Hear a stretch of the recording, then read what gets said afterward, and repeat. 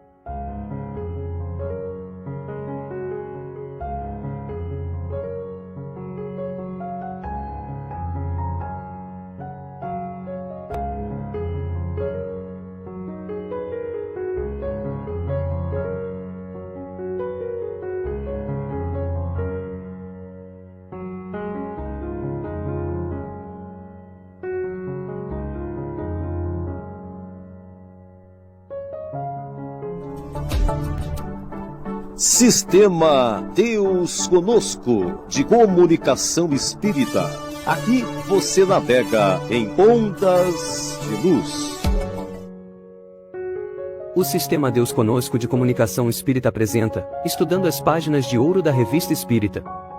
Um programa que tem por objetivo mostrar o gênio de Allan Kardec, assim como a extensão e o alcance da doutrina espírita. Produção e apresentação de Jorge Medeiros, André Palhares e Vicente Oliveira. Sejam todos bem-vindos.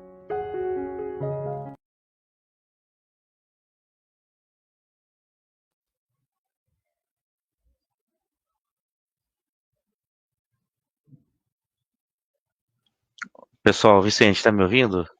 Tô te ouvindo. Eu não tô conseguindo integrar minha câmera. Eu vou fazer a abertura aqui e aí eu vou deixar um slide aqui para você iniciar, mas vou fazer a abertura só com o meu áudio e já retorno já. Ok. Boa noite, né? Sejam todos bem-vindos aí a mais uma transmissão aqui ao vivo, né? Por meio da Web Rádio Deus Conosco, que nos dá a oportunidade de estar estudando a Revista Espírita por Allan Kardec. Esse estudo aqui, ele é ao vivo, né? Interativo. Aqueles que quiserem participar conosco, basta fazer o seu comentário aí no chat do YouTube e nós tentaremos responder aí de acordo com os nossos conhecimentos. Nós temos alguns canais parceiros, né, que transmitem o programa em simultâneo aí. Nós temos aí o canal Estação da Luz, temos também o canal Comunicação Espírita, TV União Espírita de Maceió, também temos a TV EDEAC, Espiritize e Casa Espírita Seara de Luz, Estudos Avançados de Espiritismo e também a própria Rádio Deus Conosco, que nos permite estudar aqui. Eu estou com um problema técnico, eu tentei conectar minha câmera, o áudio está perfeito, mas a câmera não conecta, não sei porquê. Eu vou deixar com o Vicente aqui o primeiro slide. Hoje a gente inicia um novo estudo, né, Vicente, que é um espírito que se julga proprietário, está na Revista Espírita aí de 1869. E nesse slide tem até aqui o Jorge foi bem caprichoso aqui, né? Ele colocou uma capa ilustrativa aí, né? Mostrando um espírito com as mãos, né? Demonstrando que ele tem a posse, né? Dessa casa, de toda essa região em volta da casa. E E mais adiante nós temos essa mulher aí, né? Mesma coisa. Então ele mostra claramente através dessas imagens que o espírito se considera de fato um proprietário, né? Dessas coisas. E a gente vai ver nesse artigo de Kardec, que está lá na Revista Espírita de 1869, exatamente esse tipo de situação. E de fato é uma situação corriqueira, especialmente em planetas de provas e expiações, como é a Terra, onde os espíritos são de terceira ordem, né, onde a matéria domina o espírito, há toda uma conjuntura de paixões, né, que dominam o espírito, e a matéria faz com que, né, o apego à matéria, aos prazeres da matéria, e também a falta de cuidado do lado moral, faz com que os espíritos tenham uma visão muito restrita das coisas, e eles acabam voltando todas as suas vontades para atender aos caprichos da vida, né, aos prazeres da vida. E aí eu me recordo lá do livro Céu e Inferno, tem uma passagem lá que se chama A Passagem, né? Trocadilho aqui. E lá na passagem, nesse artigo, Kardec mostra que os espíritos que tiveram uma vida muito afastada do bem, ou seja, uma vida onde se priorizou apenas o corpo, os prazeres, né, as coisas da vida, sem preocupar-se com o espírito, a maioria desses espíritos, eles ao desencarnarem, passam por um processo de perturbação muito prolongado e o espírito muitas vezes não sabe que morreu, né? E mesmo alguns que depois de um tempo sabem que tenha morrido, ainda continuam em volta ali da casa, daquela fazenda ali onde que era dono, o proprietário, achando que ainda é dono daquilo ali. Vou passar a palavra aqui para o Vicente. Aí tem outro vídeo, um outro desenho aqui também que o Jorge colocou. Aí, Vicente, Bom, depois você pode mudar o slide aqui, ó. Eu já vou só sair e já estou retornando, tá? Esse é o primeiro slide aqui. tá bom. Boa noite, pessoal. Boa noite, André. Nós já vimos aí que o Jorge não está presente, mas ele realmente, além de ser um palestrante, um profundo estudioso, já vimos também que ele é um artista, né? Um artista plástico aí, para essas capas que ele andou apresentando aí para todos nós. O André, o slide desapareceu, tá? Só para te comunicar, mas eu estou com o texto aqui, eu vou ler o texto. Boa noite, Marta, boa noite, Fábio, boa noite, Francisco, Teofana, e, e o pessoal também que nos ajudou posteriormente. Esse tema é um tema muito interessante, tá? Que Kardec nos trouxe aí, que ele, como já foi dito aí, né, que está na Revista Espírita de fevereiro de 69. É interessante que esse tema, quando nós começamos a ler, né, quem está lendo ele pela primeira vez, acaba se iludindo, né, porque ele seria um verdadeiro folhetim, muito interessante a maneira como foi feita essa comunicação, essa narrativa. Embora eu não esteja vendo aí o slide que o André ele saiu, mas o texto começa exatamente assim. Eu vou ler só o primeiro parágrafo, a introdução que Kardec fez, quando ele colocou na revista, e depois eu farei os outros comentários, tá? Mas ele começa então, um espírito que se julga proprietário. Olha que coisa interessante, um espírito que se julga proprietário. Já o título já é muito interessante, né? E diz assim: em casa de um dos membros da Sociedade de Paris, que faz reuniões espíritas, desde algum tempo vinham bater à porta, e quando iam abrir, não encontrava ninguém. Bom, aí já começa aí um problema, né? Dependendo da localização da casa, da região, enfim, já começa a trazer assim uma certa expectativa. Segue o relato. Os toques de campainha eram dados com força e como que por alguém que estivesse determinado a entrar. Tendo sido tomadas todas as precauções para se assegurar de que o fato não era devido a uma causa acidental, nem a malevolência, conclui-se que devia ser uma manifestação. Num dia de sessão, o dono da casa pediu ao visitante invisível a bondade de se dar a conhecer e dizer o que desejava. Eis as duas comunicações que deu. Então, houve esse problema todo, né, de bater a porta e etc., né, e a pessoa, o morador da casa, por ser membro da Sociedade Parisiense de Estudos Espíritas, ele evocou, né, esse espírito. E isso que vai ser desenvolvido, né, por nós, e essa análise, esse estudo, justamente dessas duas comunicações que foram obtidas desse espírito, né, com riquezas de detalhes, né, a respeito do ocorrido. Mas antes eu queria voltar ao texto que nós acabamos de ler, tá? E porque tem umas nuances aí que é importantíssima. A primeira delas é exatamente essa aí, né, que é em casa de um dos membros da Sociedade de Paris que faz reuniões espíritas.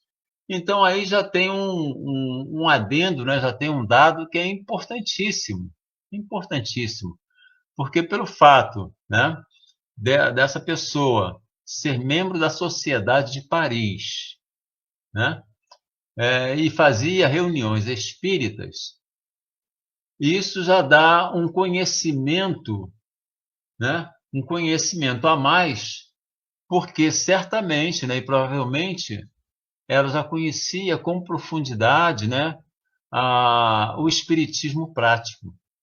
Por ser membro, ela deveria participar das reuniões semanais, né, das evocações realizadas na sociedade, dos diálogos com os espíritos.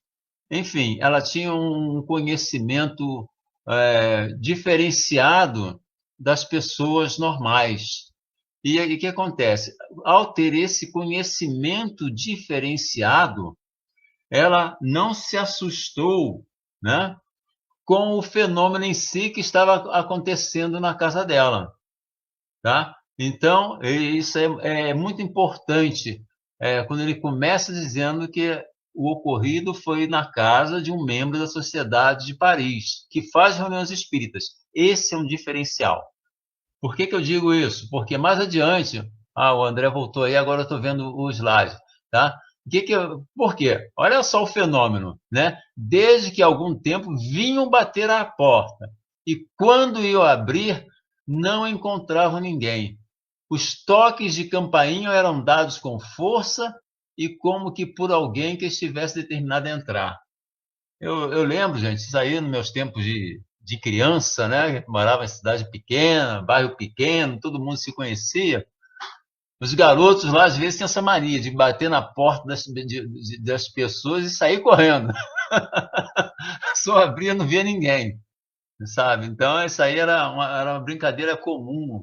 Isso aí, pelo menos na minha cidade lá, no meu bairro onde eu morava, molecada não estava soltando pipa, não estava... batia nas portas, as casas ficava à beira da rua, assim, batia na porta, eu sabia, a pessoa até chegar para atender, a garotada já estava longe. Então bateram a porta, e isso é causa estranha, só chega, abre e não vê ninguém, né? Então, aquele que fala aí tem um detalhe também que é importantíssimo, logo depois, ó, ele fala, tendo sido tomadas todas as precauções para se assegurar de que o fato não era devido a uma causa acidental e nem a malevolência, né? Nem essas brincadeiras, né? Essas traquinagens das crianças, né? Ou de alguém que quisesse assustar a pessoa. Então, essa segunda parte aí, né? Porque também aí tem um outro detalhe também, porque dependendo da região, da localidade, né? Que aí nós não vamos entrar nessa profundidade, mas quem tiver a oportunidade de ler lá o Espírito de Castelnaudary, né, ou a História de um Danado, né, a casa em que acontecia esses fenômenos, né, já era conhecida ali na região como uma casa mal assombrada. Ou seja, as pessoas já sabiam que acontecia fenômenos ali, né? Barulhos, sons, ruídos, né? Mas ninguém sabia da história até que houve, então, por força aí da intervenção, se não me engano, de São Luís, né? E o espírito foi evocado e começou, então, a se desenrolar todo o cenário da história que já durava 200 anos do espírito preso àquela casa. Nesse caso que nós estamos observando, tá? É um outro cenário, né? É um outro cenário, é uma outra história, mas ela é muito interessante. Como nós dissemos, daria um folhetim pela forma que acontece aqui a narração, principalmente dessa primeira comunicação, tá? Se nós estivermos com o espírito desarmado, a gente vai custar entender que é um espírito que está ditando, né? Porque a impressão é que ele ainda estava encarnado quando ele está fazendo a narrativa, de tão forte, de tão pungente que é essa narrativa. Então, esse detalhe aí, né, dessa precaução de observar, de levantar, tem casos também, até na própria revista espírita, né, desses fenômenos, desses acontecimentos, né, que até policiais ficavam dentro das casas, eram postos dentro das casas ou na região, para observar se realmente estava acontecendo o que eles chamam aí de malevolência, né, desses fenômenos. E os policiais não constatavam nada, muito pelo contrário, eles estavam lá tentando vigiar, daqui a pouco um levava uma bofetada, levava uma pedrada, do nada assim. Então realmente, essas precauções é muito importante porque afasta, né, qualquer tipo de engodo, né, qualquer tipo de prestidigitação ou que valha, né, para influenciar as pessoas. Então, vamos lá. Tem mais um terceiro dado aí também nesse início. Tem mais o André, acho que está tá vendo a manifestação física aí na câmera do André. Tá bem estranho isso aqui, viu? Tá vendo aí? Então, mais uma coisa que eu gostaria também de chamar a atenção, além dessa de um membro ser espírita, isso já facilitou, né? Já afastou muita coisa e abriu um campo de investigação diferenciado, né? E ele então já também houve uma precaução sobre influências externas, né? E aí ele conclui, né, que devia ser uma manifestação. Então, o que é essa conclusão dele? Que devia ser uma manifestação, né? Aí, num dia de sessão, o dono da casa pediu ao visitante invisível a bondade de se dar a conhecer e dizer o que desejava. Então, ou seja, o próprio dono da casa, num dia da sessão, ele evocou o espírito. Então, isso também é importante, é um dado que nós vamos comentar. Tá? Ô, Vicente, você está lendo o artigo ou é outro? Não, é o mesmo. É que você pulou aí o slide, tá? Ah, tá. Qual o slide que é? Esse ou é esse? Esse aí mesmo. Não, o primeiro, o anterior. Esse aí já é a comunicação. Esse aí. Eu estou comentando exatamente, fazendo esse enredo que Kardec colocou aí, tá? Dando essas informações, que isso aí é importante, tá? Essa fixação aí. Então, quando ele fala assim, conclui-se que devia ser uma manifestação. Então, só queria chamar a atenção que quando ele fala que devia ser uma manifestação, aí nós vamos ver, né, lá no Livro dos Médiuns, na segunda parte, tem 2 capítulos, né? Tem 2 capítulos onde Kardec agrega as informações, as orientações e os estudos seríssimos, né, sobre o que ele chamou aí de manifestações, né? Então, ele didaticamente separa essas manifestações em manifestações inteligentes, manifestações físicas e manifestações inteligentes. Tá? E isso ele vai estudar as manifestações físicas, né? Ele vai apresentar no capítulo 2, da segunda parte, né, lá das manifestações espíritas, né? E a das manifestações inteligentes vai ser o capítulo 3. Tá? Mas ainda tem o capítulo 4 também, que ele vai falar sobre as manifestações também. Tá? Mas isso é importantíssimo, então, tá? Essa colocação, essa informação de que estamos tratando de um fenômeno que está acontecendo na casa de uma pessoa com conhecimento do espiritismo, do conhecimento dos fenômenos, tá? Então, por isso que houve essa precaução toda dele, né? E na sessão, na própria sociedade, ele faz, então, duas evocações, né? E o espírito se apresenta. Ok, André? Ok, Vicente, Monopolizei um pouco aí. eu tô usando a câmera aqui do notebook, porque a minha câmera mesmo, que eu tenho portátil, acho que ela acabou de pedir arrego, viu? Não aguentou não. Faz parte. Posso passar o slide, então? Pode. Tá. Eu vou ler então esse slide, ou você quer ler para dar continuidade ao raciocínio? Não, pode ler um pouquinho. Tá bom. Então, Paris, né? Esse aqui agora entra diretamente na comunicação, né, do espírito. Então, em Paris, a 22 de dezembro de 1868, agradeço ao Senhor o amável convite para tomar a palavra, e considerando que me encorajais, vencerei a minha timidez para vos externar meu desejo francamente. Para começar, devo dizer que nem sempre fui rico. Nasci pobre e se triunfei, devo a mim só. Só vos direi, como tantos outros, que cheguei a Paris com uma mão na frente e outra atrás. É uma velha lenda que não mais convence. Mas eu tinha ardor e o espírito especulador por excelência. Quando menino, se eu emprestava 3 bolas, a pessoa que tomava emprestado tinha que me devolver 4. Negociava com tudo o que tinha e ficava feliz ao ver o pouco a pouco engrossar o meu tesouro. É verdade que circunstâncias infelizes me despojaram várias vezes. Eu era fraco. Outros mais fortes apoderaram-se do meu ganho e eu tinha que recomeçar tudo. Mas eu era perseverante. Deu até vontade de passar o slide aqui e continuar a leitura, mas se o Jorge fez assim é porque foi separando, né, para a gente ter um melhor entendimento a respeito do perfil desse espírito comunicante, né? Ele claramente demonstra que durante a sua vida aqui na Terra, ele era uma pessoa empreendedora, uma pessoa que buscou, talvez muito espertalhão também, como ele mesmo se afirma, né, que era fraco e que também cometia falhas.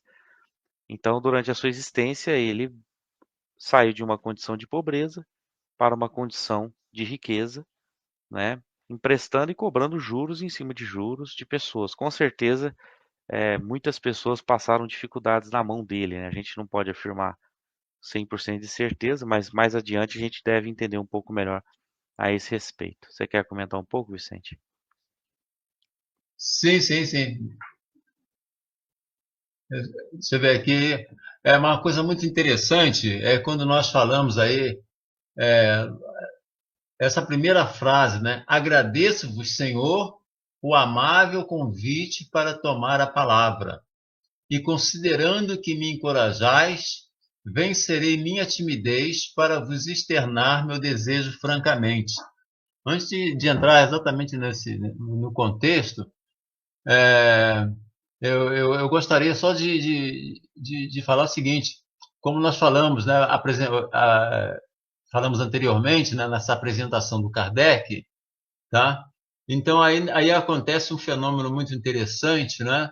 Que é o próprio fenômeno da própria evocação desse espírito, né? Que também a gente não pode deixar passar assim despercebido, que no slide anterior, tá? No slide anterior, exatamente ali no final, eu deixei para comentar agora, ele fala assim: num dia de sessão, o dono da casa pediu ao visitante invisível a bondade de se dar a conhecer e dizer o que desejava. Aí ele fala, eis as duas comunicações. É interessante que essa liberdade, né? Essa liberdade e esse cabedal de conhecimentos, né? De informações, tá? Não só dos fenômenos físicos, mas também do mundo invisível, que é a doutrina espírita, que o espiritismo experimental ou espiritismo prático, né, fundamentado ali nas instruções que estão contidas no livro dos médiuns, nós podemos obter.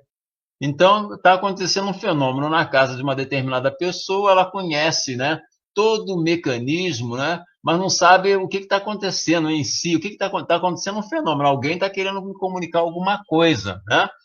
Então, a princípio, as pancadas, né, é uma característica de uma manifestação espontânea, porque ninguém estava pensando no fenômeno, estava acontecendo um fenômeno. Então, seria uma manifestação espontânea. E ele, por ser conhecedor do espiritismo, porque se ele não conhecesse, morasse no local isolado, olha só o problema psicológico seríssimo, né? Você mora numa fazenda, num sítio, né?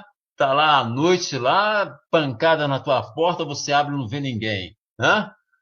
Aí, pô, fica a noite toda dando pancada, tocando campainha. E se a pessoa não conhecer absolutamente nada, ela começa, né? E aí tem aquelas histórias, né? Não, história de assombração, história disso, história de fantasma.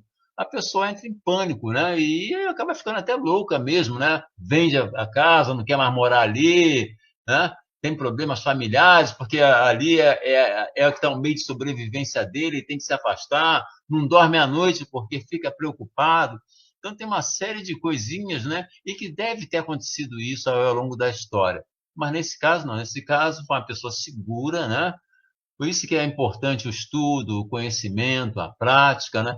E a lucidez, né? A lucidez com que Kardec nos apresentou todos esses fenômenos, né, que podem ser controlados, né? À luz da razão, né? Basta que a gente realmente estude e pratique, né? Dentro de todos aqueles conceitos de moralidade, etc., para sermos o mais seguros possíveis, tá? Então é isso que eu queria chamar a atenção. E olha só, então, quando ele fala no slide anterior, né, que quando ele faz a evocação, né, ele usa palavras, né, palavras de respeito para com o espírito que até então ele não conhecia, né? Então ele fala assim: o dono da casa pediu ao visitante a bondade de se dar a conhecer e dizer o que desejava.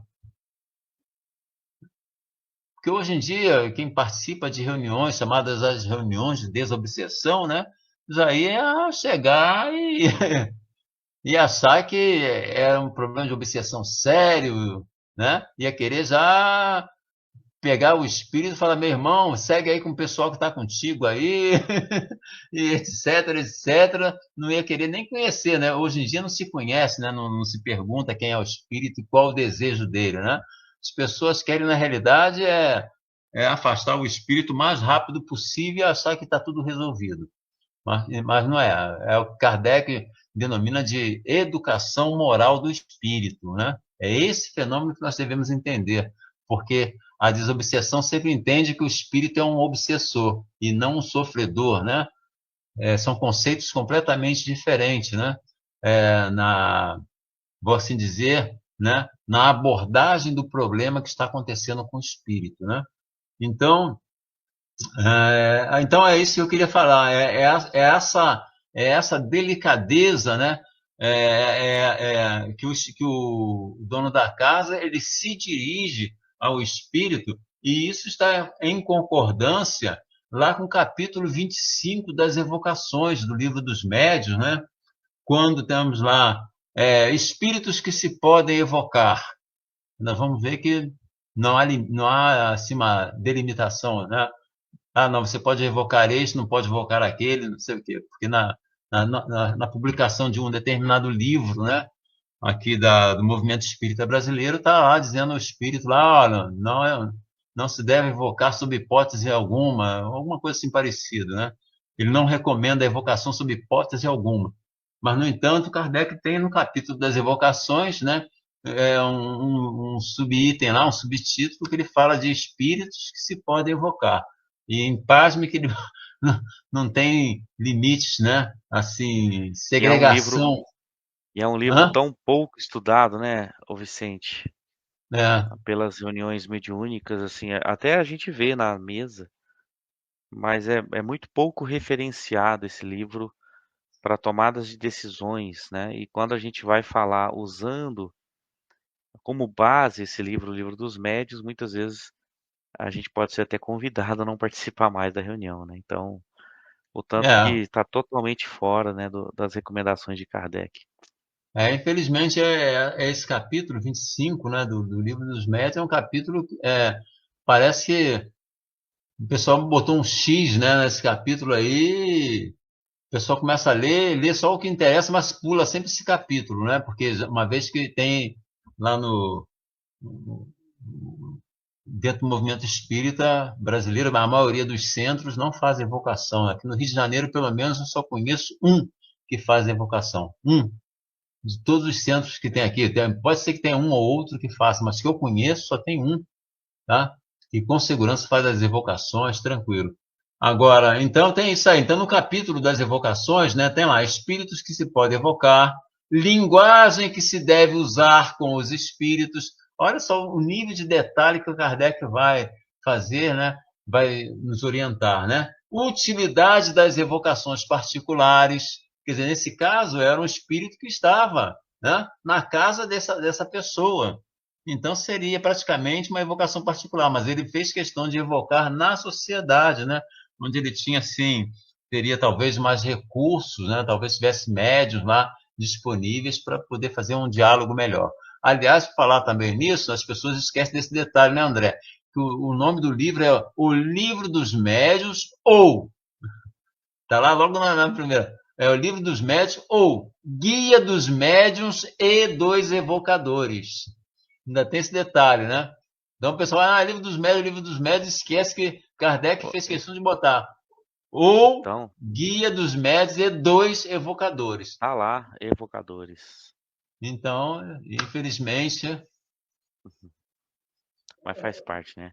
faz Vicente, parte. vou. Então, aí essa, só para fazer assim, terminar, então essa linguagem, né, que se deve usar com os espíritos é importante. Tanto é que esse espírito, né, surpreendentemente, ele já chega agradecendo, né?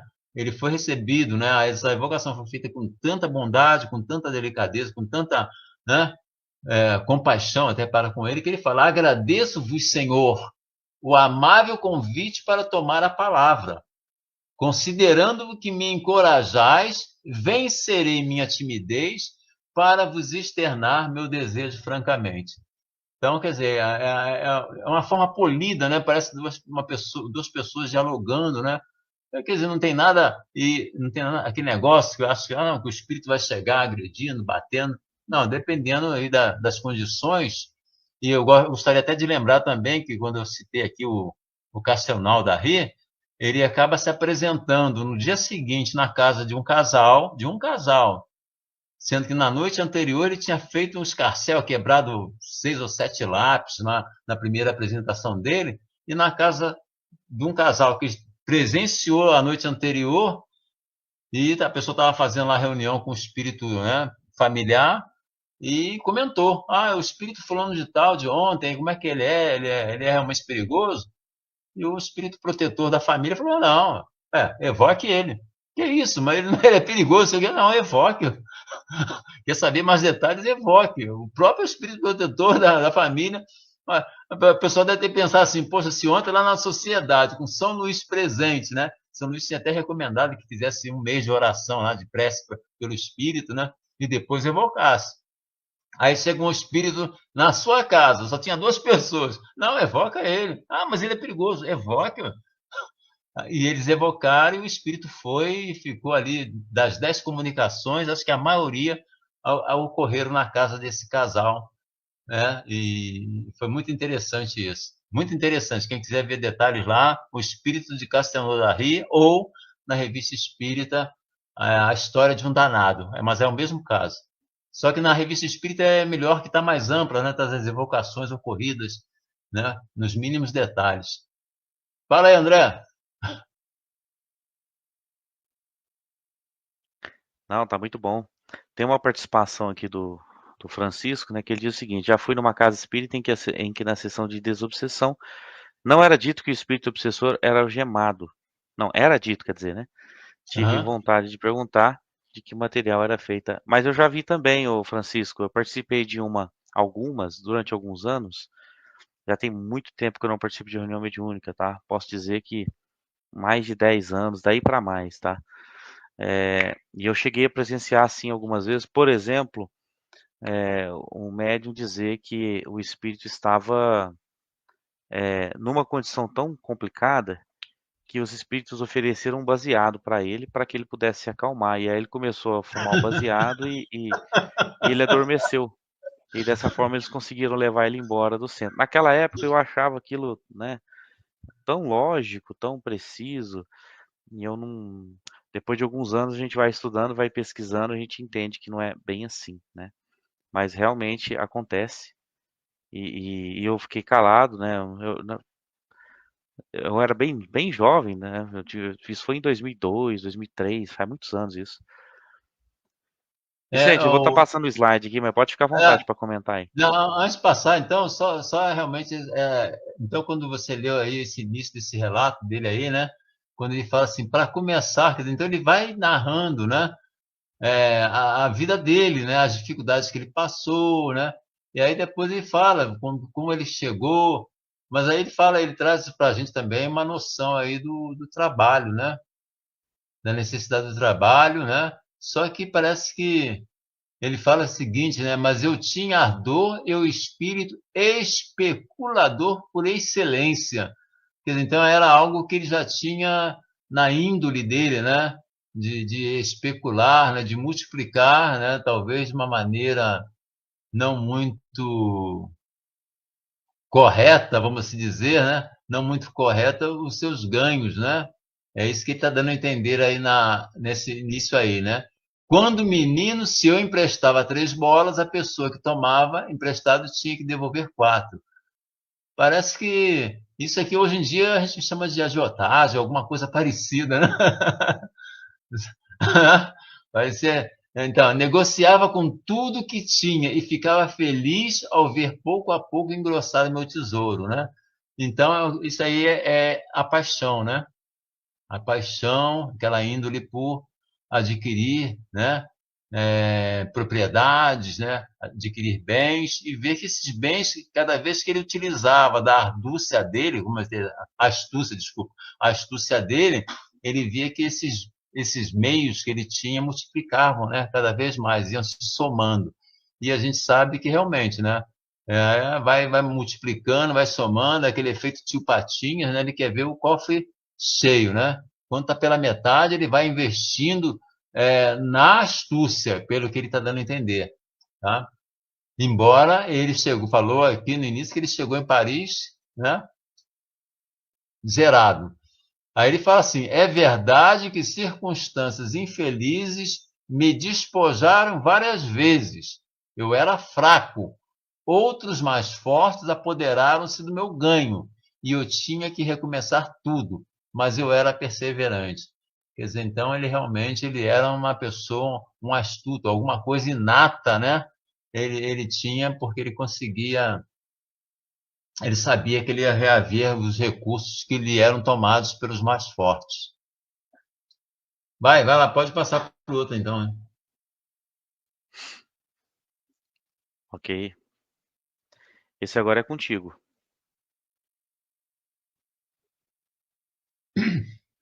Então tá, continuando então o relato dele, né? Pouco a pouco deixei a infância, minhas ideias cresceram, menino tinha explorado os camaradas. É exatamente o que nós falamos, né? Moço explorava os companheiros de oficina. Eu fazia carretos, era amigo de todo mundo, mas cobrava pelo meu trabalho e pela minha amizade. Ele é agradável, diziam, mas não se lhe deve falar em dar. E é assim que se faz. E depois ver esses belos filhos de hoje, que gastam tudo que possuem no jogo e no café. Eu entendo aí o café aí, né? O café que nós tomamos, né? Que era os bares, restaurantes, né, em Paris, né? Que ficam. Eu estou entendendo que seja isso, tá? Eles arruinam-se e se endividam de alto e baixo da escala. E eu deixava que os outros corressem como loucos, aos trancos e barrancos. eu andava lenta e prudentemente. Assim cheguei ao porto e adquiri uma fortuna considerável. Então ele diz assim cheguei ao porto. Quer dizer, cheguei ao porto, o navio que chegou ao porto é o que está chegando ao seu destino, né? Está chegando ao seu lugar seguro, né? Assim cheguei ao porto e adquiri uma fortuna considerável. Era feliz, tinha mulher e filhos. Ela um pouco vaidosa, os outros, os filhos, né? Gastadores. Pensava que com a idade tudo isto desapareceria, mas não. Entretanto, eu os contive muito tempo pelas rédeas, mas um dia fiquei doente. Chamaram o médico, que fez muito mal à minha bolsa. Depois, perdi o discernimento. E é interessante que essas reticências aí, né? Depois, perdi o discernimento. Aí que está o pulo do gato, né? Esse perdi o discernimento é, para quem esses grandes autores aí de novela, de folhetins, ia dar uma continuidade nesse enredo todo, até a gente descobrir que nesse momento, acho que foi o momento que ele morreu, né? Porque ele continua o relato como se ele ainda estivesse encarnado. Né? Vou dar o spoiler aí da situação, da comunicação dele, né? Mas a gente está olhando aí, quando ele depois perdi o discernimento. Olha assim que ele fala, né? Ou seja, houve uma mudança para ele, quando ele ficou doente, esse problema de saúde, que ele não reparou, ele não observou, né? Foi isso. Então, aqui só nesse slide que nós lemos aí, ele só reitera, né? Que ele continuou trabalhando e tudo, né? Mas utilizando da astúcia dele, né? Ele continuou ganhando muito dinheiro, né? Muitos bens, né? E ele era assim um sovina, né? Tipo sovina. Isso aí não é, embora o trabalho, né? O trabalho é uma virtude, né? Mas ele utilizava dos seus recursos mais para angariar e certamente para explorar também as pessoas que dependiam dele também, né? Tanto é que para a mulher ele falava ela era vaidosa e os filhos também, mas ele levava nas rédeas, né? Parece que era muito rigoroso para com a família na utilização dos recursos dele. Fala um pouquinho, André, enquanto eu vou abrir aqui a Livro dos Eu Espíritos. estou observando aqui no final ele ainda fala, né, que o médico, quando ele ficou doente, fez muito mal à bolsa dele, né? Ou seja, teve que gastar uma fortuna para poder recuperar a sua saúde. É o que Buda, Mahatma, desculpa, Mahatma não, é Siddhartha Gautama, né? Ele comenta que a gente passa a vida toda correndo atrás do dinheiro e depois gasta todo o dinheiro tentando recuperar a saúde, né? E de fato isso acontece mesmo com quase todos os humanos aqui, espíritos da terceira ordem encarnados na Terra, né? Mas esse homem, existem espíritos até hoje encarnados muito parecidos com o perfil dele, né? Eu vejo esse homem, esse espírito, que quando encarnado era um homem muito espertalhão, né? Sabia fazer negócios, com certeza corria riscos, e quando você observa os ricos de hoje, as pessoas que têm melhores condições financeiras, aquelas que conseguiram sozinhas, assim, entre aspas, né? Através de seu próprio esforço, trabalho e perseverança, essas pessoas têm algo em comum. Elas são, todas elas correm muitos riscos, né? Ora perdem um pouco, mas lá na frente ganham muito. Então elas tendem a se enriquecer muito por causa disso, né? E são pessoas que sabem fazer o jogo, né? E naquela época, imagina como que deveria ser, né? É, Naquela época de Kardec. As pessoas que não pagassem as dívidas aos agiotas, por exemplo, né? Existiam casos que a pessoa ia preso, ou ele próprio poderia fazer justiça até com as próprias mãos. Isso depois foi sendo abolido com o passar do tempo, né? Através da reforma das leis, da legislação em várias partes do mundo. Mas até hoje é assim. Recentemente eu vi no jornal um agiota que foi até a casa de um homem. Se eu não me engano, isso foi em Belo Horizonte que aconteceu, ou em São Paulo.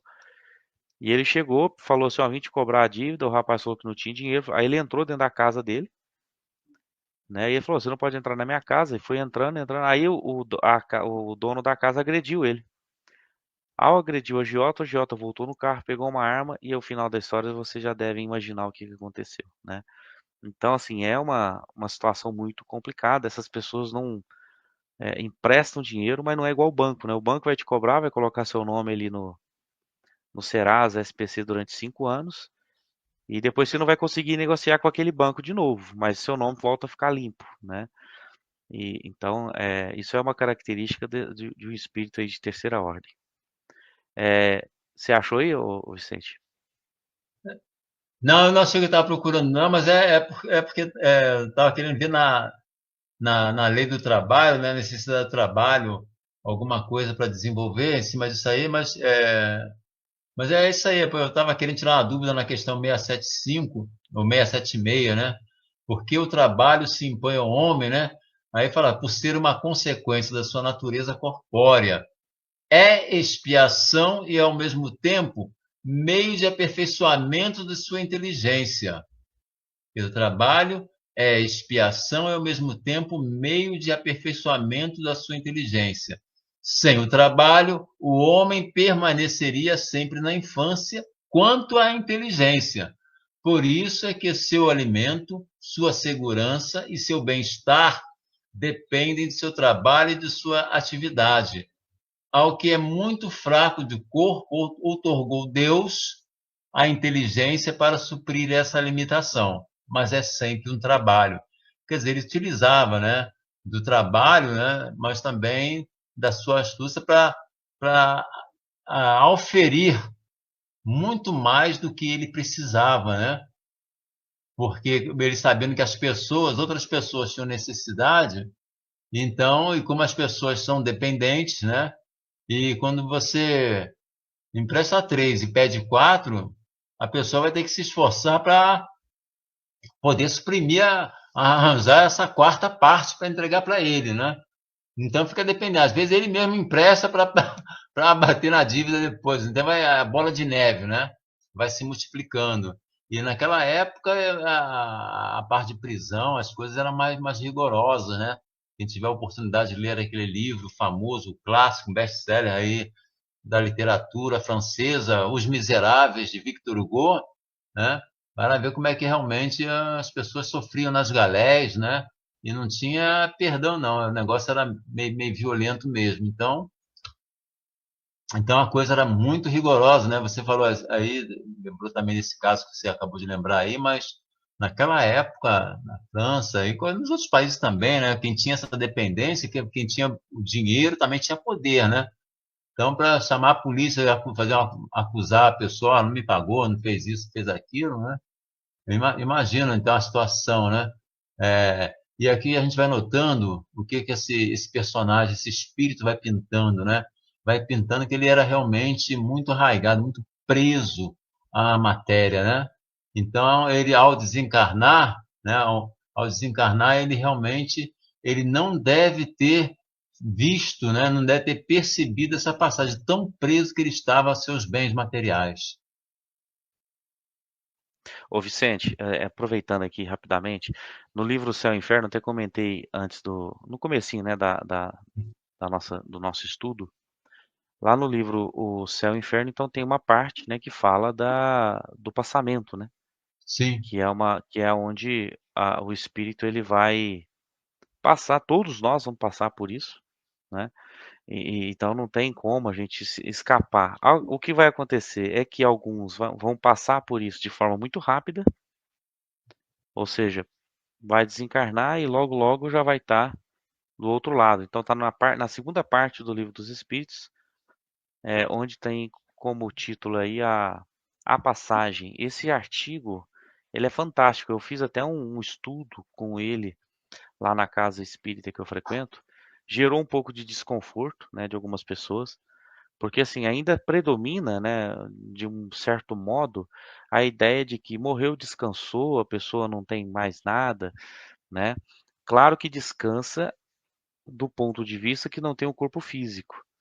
Porém, quanto mais agarrado às coisas do mundo, mais agarrado e principalmente também atrelado ao modo de vida dessa pessoa, e também ao gênero de morte que ela teve, isso influencia bastante na forma como essa pessoa vai chegar no mundo dos espíritos, né? Então, se é um espírito que ao longo da vida, por exemplo, foi alcoólatra e também foi violento, foi uma pessoa de pouca fé, muito egoísta, muito orgulhoso, ciumento, avarento, isso faz com que o espírito, ao desencarnar, ele demore muito tempo, isso pode chegar a meses, em alguns casos até vários e vários anos, para ele recobrar de fato a consciência e cair sobre si próprio e observar que ele já morreu e quando ele vai se dar conta já se passaram bastante tempo, né? Ao passo que aqueles que têm uma vida um pouco mais regrada, então, que ao longo da existência buscou, né, diminuir um pouco essa influência da matéria, o passamento em média dura em torno de 8 dias, em média, né? Kardec fez esse estudo também e mostrou essa estatística. Em média, mais ou menos 8 dias é o prazo que se leva aí para boa parte dos espíritos da terceira ordem passarem pela perturbação no mundo dos espíritos, né, após o desencarne. Os da segunda ordem, quando encarnam aqui, ao desencarnarem, praticamente quase que imediatamente eles já estão do outro lado, senhores de si mesmos e sabendo de toda a situação que está acontecendo à sua volta. E eu passei por um processo agora esse final de semana, agora último, uma situação bem lamentável, né, um caso que aconteceu na minha família, né, e eu não vou entrar em muito detalhe, mas assim, a moça foi assassinada, né, na cidade de Uberaba, e minha prima, conheci ela desde pequenininho, né, só que ela sempre viveu muito longe, em São Paulo, e aí de uns 10 anos para cá, ela morando em Uberaba. Então ela teve um assassinato bem violento, né, uma situação bem complicada, um envolvimento com facção, enfim.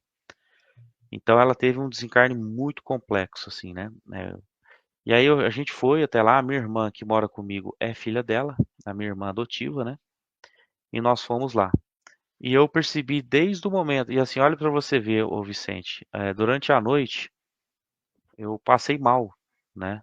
Eu fiquei passando mal, sentindo uma sensação diferente, eu não estava conseguindo entender, e eu sentia falta de ar em alguns momentos. Falta de ar, acordava, levantava, tomava água, deitava. Parecia uma crise de ansiedade. E aí, quando foi 5h40 da manhã, o telefone tocou da minha mãe avisando que tinha acontecido esse fato, né?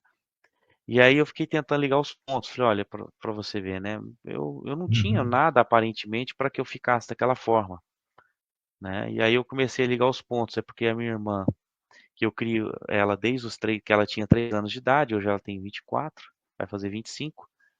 Era filha dessa mulher que, né, teve esse fim trágico em Uhum. Uberaba.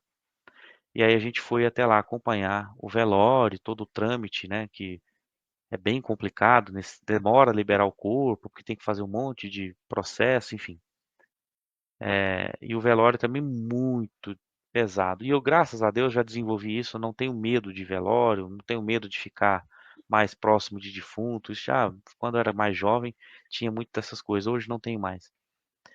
Mas o fato é esse, né? O gênero de morte e a forma, o gênero de vida da pessoa também, a forma como ela escolheu viver, isso tem uma implicação muito forte, né? E hoje, se me perguntar, vai se fazer domingo agora, próximo 7 dias que ela desencarnou. No meu entendimento, ela não sabe ainda que desencarnou. Ainda. Eu acredito que ela ainda esteja num processo de perturbação, tentando entender o que aconteceu e ainda preso àquela região ali onde ela estava com outras pessoas que depois vieram a tirar a vida dela. Então assim, é, a gente tem que orar por ela, né? Tem que fazer uma Sim. prece por ela para que ela consiga logo se desprender disso e Deus permitindo, ela vai ter uma outra oportunidade, talvez na Terra ainda, não sei, a gente não pode julgar, né? Mas assim, a gente vê claramente, e muitas vezes isso acontece próximo de nós, que o estudo que a gente faz de Allan Kardec nos ajuda demais nesses momentos, né? E o velório onde ocorreu o dela foi bem ao lado do cemitério, né, o mais antigo lá da cidade de Uberaba, e ficava a 200 metros da, da tumba do Chico Xavier, né, que é bem Aham, do lado ali, né, onde ele foi enterrado. aham, E assim, eu fiz uma prece na hora lá, e aí depois eu acabei vindo embora para Sacramento, não fiquei até o enterro. Mas vocês observem isso, o conhecimento que tem nos ajuda nesse momento a lidar com essa situação, e muito, tá? Eu vi pessoas revoltadas lá, gente da comunidade onde ela vivia falando em vingança, ah, nós vamos pegar essas pessoas, a gente já sabe quem é, no próprio velório comentando isso, né? É um clima muito pesado, né? E eu uhum, fiquei caladinho, falei, eu não vou confrontar, não vou falar nada, eu vou caçar mais um problema para mim, né? E não vai uhum, resolver nada eu ficar aqui pedindo pro pessoal parar. Mas o gênero da vida que a pessoa escolhe, eh, as escolhas que a pessoa faz ao longo da vida também, isso pesa, né, de forma muito forte como essa pessoa vai chegar no mundo dos espíritos. Muitas pessoas, ao longo da existência, acabam acordando ainda no trajeto, né? Acabam, opa, peraí, o que que eu estou fazendo, né? E aí às vezes procuram uma religião, procuram afastar dessa vida, mas não são muitos os casos, né? A maioria acaba seguindo ainda até, é meio que entra num processo muito fácil de entrar, drogas, vícios, né? Essas coisas, e muito difícil de sair, né? Existem pessoas assim que conseguiram se livrar disso e construir uma vida nova, mas não é algo muito fácil de se realizar, não, né?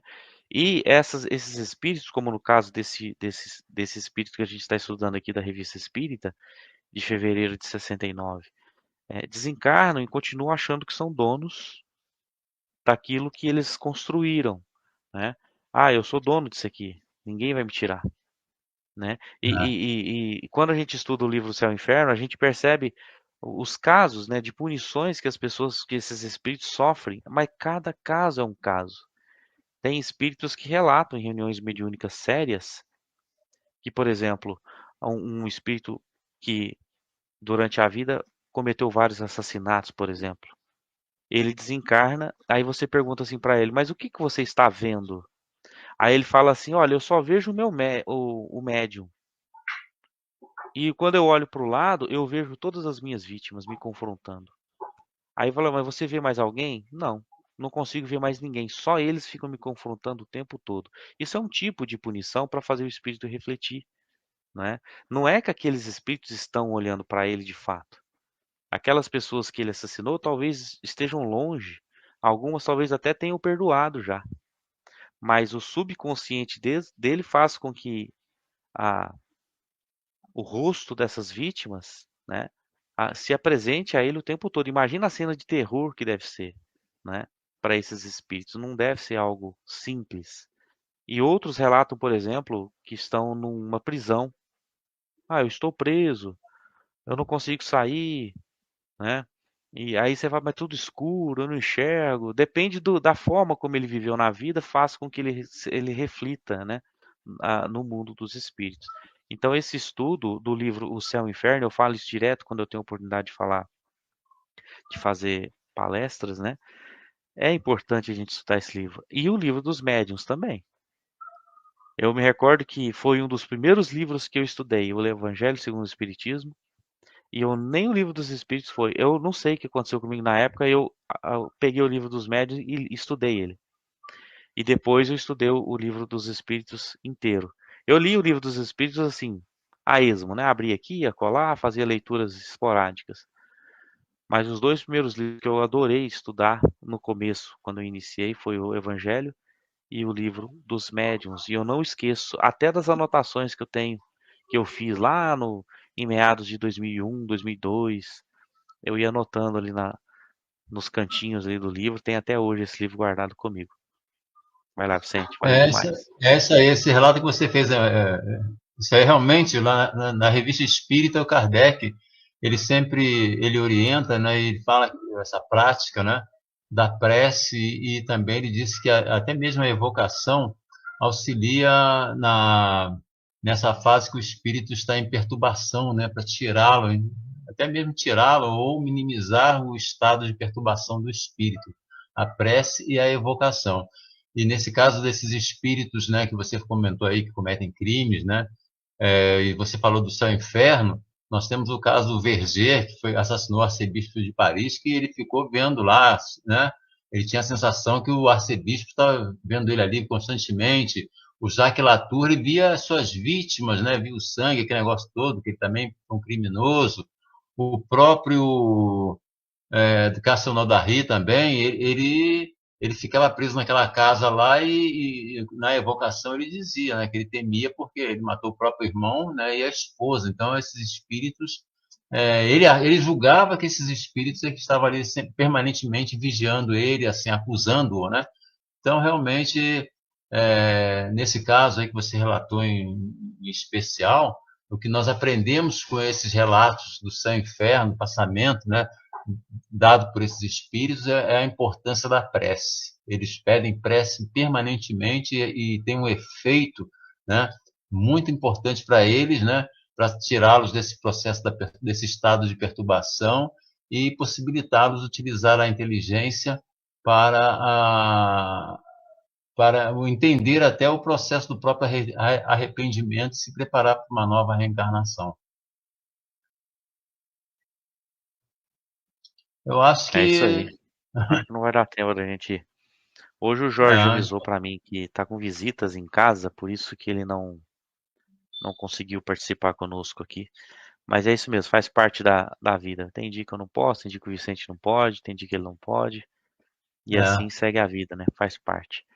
Mas assim, só rapidamente aqui, antes de encerrar, Vicente, né? Eu gosto muito voltando ainda ao tema do livro do Céu e Inferno, né?